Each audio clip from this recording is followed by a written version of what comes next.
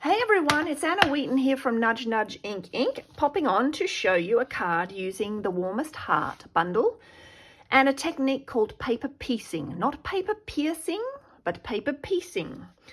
And it's using both aspects of this. Now, the Warmest Hearts can be found in the catalogue, the mini catalogue. And this is it here. Always when you get a stamp set, look at the samples in the catalogue because they're a great place to start your thinking. That's the stamp set. Then you can also buy the dies, or if you buy them together as a bundle, there is a special order number and that will give you 10% off. It's a great way to save a little bit of money. Now, this card is based on a swap that I received at Backstage. So this is from an American demonstrator. And as you can see, here's one of our card bases. American cards are just a little bit shorter and a little bit wider than our cards. So I'll be making it in our measurements for Australia, metric. Okay, so what we're going to do is I have actually already stamped the thermos because I started this video and then had to restart it. I made a mistake. And then we're going to do this little play school window. Not really, but it's sort of like, you know, looking through the arch, little sunset. And I'm going to colour this with my blends. So that's Pool Party that I've used on the sky. Then I'm going to use Pumpkin Pie, dark and light. This is for my sun.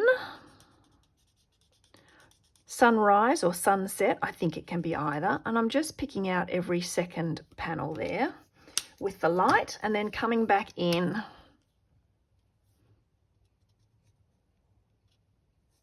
with the dark so that I've got a two-tone sky. Then down the bottom here, I'm going to use Lemon Lime Twist, light and dark. And same idea. This is pretty much what Darla did.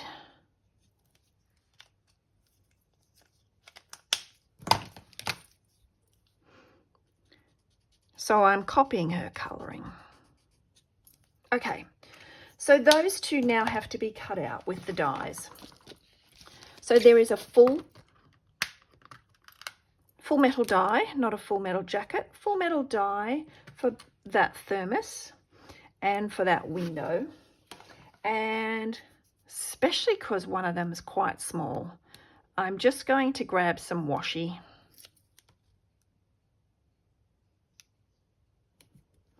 to keep that in place. Probably don't need it so much for the thermos, but let's just be extra cautious since I'm filming.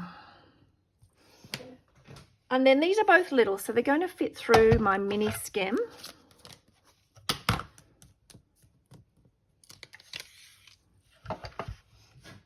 Now, when you go to use your mini stem, it doesn't have an instruction book. It has instruction plates. They are actually, everything is written on the plates. So here is a picture.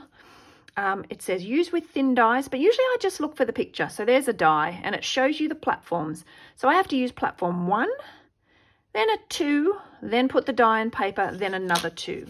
So 2 are the clear ones and 1 is the number 1.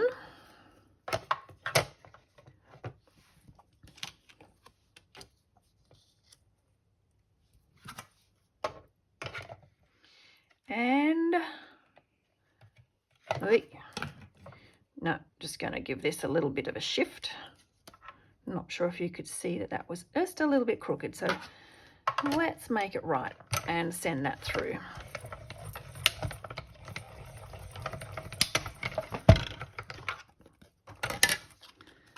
I'm going to pop these out.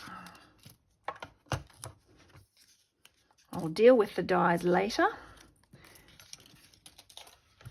And just shift that to the side because I'm going to want it again in a moment. Now, just a little bit of Stamp and Seal to stick that on. And then set that aside. Now, for my Oh no, what have I done? I don't need to stick that on yet. I don't want to stick that on yet. Now, I've pointed out to you the designer series paper. So the thermos is done using the Stargazing DSP. So this is what it looks like. It's a 12 by 12, but I have cut this down to a 6 by 6. So beautiful patterns, but then if I flip that over, you can see that I have got some of these funky patterns on the back. So that's where I got some of my patterns from, but I'm going to show you something else. Just putting those aside because they haven't been cut yet. But look at this. So this is one of the planet sides, but this caught my eye. So what I'm going to do is grab my thermos. Now for paper piecing, I don't need, for this particular design, I don't need all of this. I just need from here down. That's all it has to fit on. So I'm going to do that. Then I'll grab my scissors. And the beauty about paper piecing is it's very forgiving. I am cutting round on the edge of the black, but if I was to go in slightly and chop a little bit of black off, it doesn't matter, because when I put it all together, the black lines from the actual thermos in grey granite will fill in any gaps. So there we go. And I'm going to stick that on here.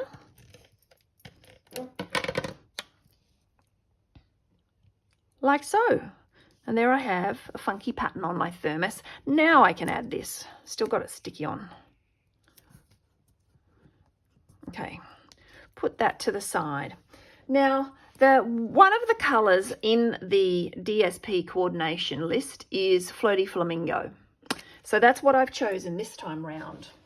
I have got a piece of black cardstock, 11.8 times 7.5, and another piece, the colour Floaty Flamingo, 11.3 by 7. So those two, and I want to be able to add a little bit of detail, texture to this. So I'm going to use this embossing folder. This one, as you can see, is narrow. It comes in a pack of 2. So it's in the mini catalogue. We have the waves that you see here, and then the circles that you see here. Now, I was going to use the circles, but who knows? They are somewhere in my mess. So waves it is. Putting that coloured piece in here, and then I'm going to bring back my stamp cut and emboss machine. And again, oh, look, here it is. It's in amongst the plates. Yay, I'm going to use it. Throw the waves away. Okay, putting that in there. You have no idea how long I've spent looking for this. It's so funny. All right, and then we look at our plates again, and there are actually 2 that suit embossing folders. This one is for 3D, this one is for standard. And these are standard embossing folders, which are a little bit thinner. So I need plate 3 and plate 1, which is the white plate. Plate 1 and plate 3, and then the embossing folder goes between them.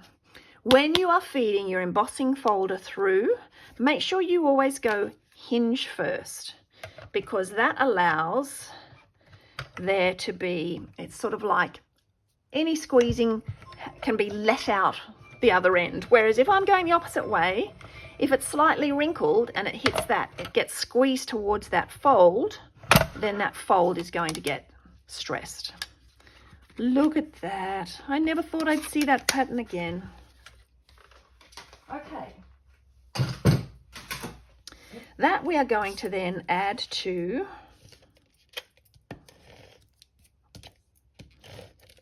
the black piece, like so. So you can see how well the colours of the thermos match that. And then we're going to bring in a circle. Now, this is a stitch circle that I've cut using the stylish shapes. And if we look at the original design, you can see that's what she's done, but she's just cut a piece off. So you could stick that on there before you attach your Flirty Flamingo layer, so that you've got a nice edge to trim along. You could cut this in your trimmer, or if you get some big scissors, you can just go chomp like that. It depends on your cutting confidence. Flip that over, and I'm going to add my mini glue dots. And then design decision for you. You could line that up with the Flirty Flamingo edge or the black edge. I'm going with the Flirty Flamingo edge, like so. And then we're going to add the thermos. But what she did, Darla added some ribbon. So we'll do the same. This is, now I thought I had both ribbons. Yes, I do. We've got 2 gingham ribbons at the moment. Have I got 2 different ones? Nope, I've got the same one. Hang on.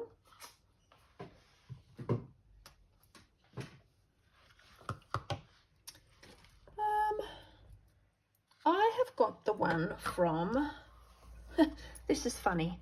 I've ended up with 2 the same. I thought I'd got the second one. Okay. I can show you.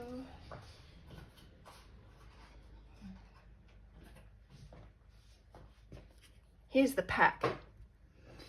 Now I'm very confused. This is the one from the annual catalogue. So it's white and black. This is the one from the mini, and you can see it's wider and it's vanilla and black. So for this, I just like to have the finer, skinnier ribbon. So much so that I have 2 rolls of it sitting here. I just want to cut off a small piece. And I'm going to add a little piece of tape, our tear and tape, to the side that doesn't have the handle. Peel that off.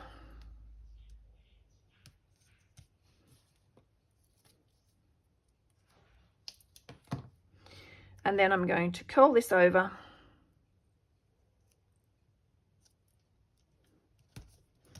And add another piece on top. Then we're going to put a couple of dimensionals on there. I think actually 3. Peel those off and put that in place. Oh, I love that colour. So that is actually a planet. Cool. Card base, this is a basic white, half an A4. And usually I score that with my trimmer because the card bases in thick whisper white, they just don't sort of fold over quite as well. Oh, here we go. Sometimes you get a few wrinkles in them. So there, give it a good crease.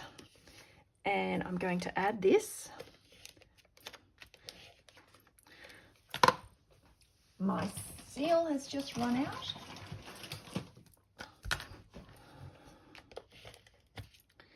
But I have another one. Oh, I like this colour combo. Okay, then we've got some small words. I should advise you that you can stamp the word first, just in case your stamping goes wrong. So stamp it before you stick that on, because if you make a smudge, you can always cover it up or cut it off, but that worked. The last step is, now I've been caught out here, to add some embellishments. So I'm just having a look at what I've got. These are not currant, but there are plenty of currant embellishments. I just forgot to bring those around from the other side of my bench. All right, so these are milky dots that were in, they were in the January to June catalogue. So it's always good to have an odd number. and we're just scattering them using my take your pick tool to push these off like so. So here we go. That's, I'm just clearing all the mess. That's Flirty Flamingo. That is Pumpkin Pie. That is Lemon Lime Twist. And this one is Tahitian Tide. So the actual colour here was a bit of Starry Sky on the paper, but I did find, let me see if I can find it. I did cut that one. That's, oh, I made one for my swaps that was also from an actual planet. Not an actual planet. Not like I went to a planet, but I mean cut from the planet shape, right? So don't forget that if you have shapes on your DSP, use your imagination, because you can use them not just for planets. You might be able to cut something out of them. So there you go. That is my case. Oh, these three are naked. They need embellishments. I will do that before I put the picture up. But that is paper piecing for you. I hope you enjoyed that. If you liked the video, please give it a thumbs up and feel free to subscribe to my channel. Thank you. Bye.